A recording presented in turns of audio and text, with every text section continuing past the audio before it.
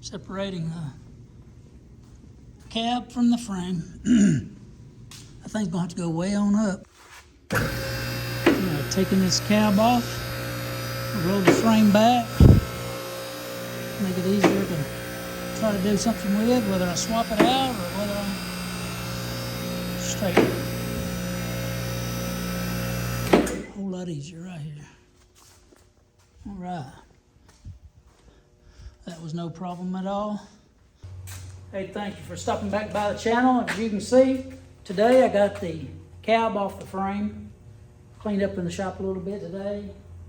But now we can get a good look at this frame and we can decide whether this truck's gonna be a parts truck or whether we're actually gonna try to straighten this one and use this truck. I'm gonna bring you in closer where you can see what I've been seeing. If you look, you can see this cross member is bent all to pieces.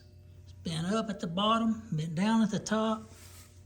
Rivets pulled loose. To take the drive shaft out, take the trailing arms loose, and probably put one of those in. This is, it'd probably be the easiest thing to do.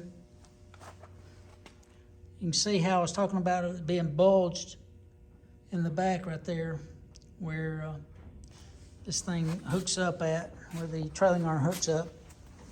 If you look down the frame, you can kind of see it.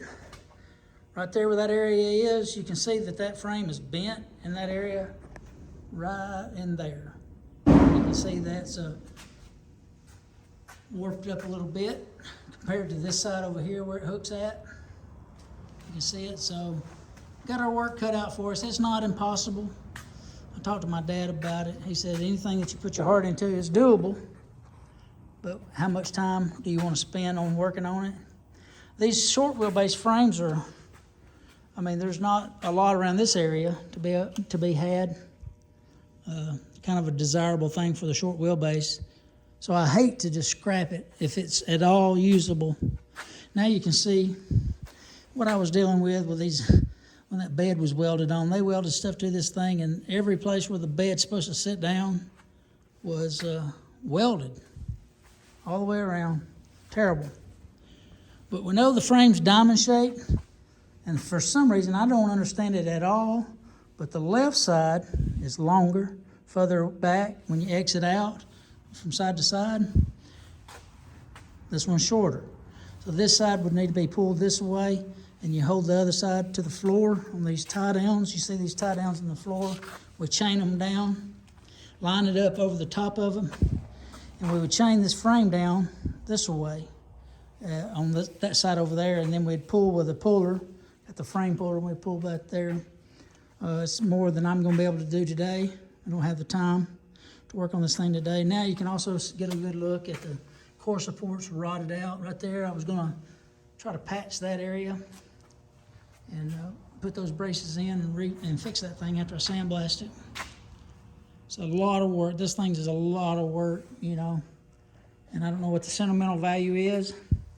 That's something you just have to decide, you know, what you want to do. And looking down on this thing, when you look at this spring, you can see how the spring is leaning back on this side.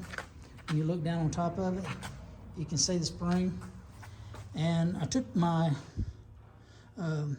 measuring device that I was using to X out this thing, and it looks like this axle tube is bent. When this thing hits a fence post, it looks like starting about right there that this is bent back on the rear end. So that's something that's going to have to be dealt with. But there's a lot to this. This is not an easy job. It's going to require a lot of time.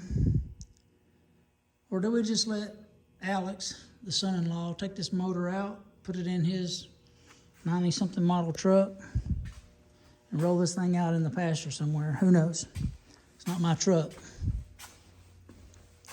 to decide that. But I wish I would have looked at it in that barn a little bit better before I brought it over here. We spent a lot of time already on it, and I hate to just give up on anything. You know, and it's good to put these things back on the road. I hate to see them just ruined. And so we'll see what we're gonna do from there. Stay tuned.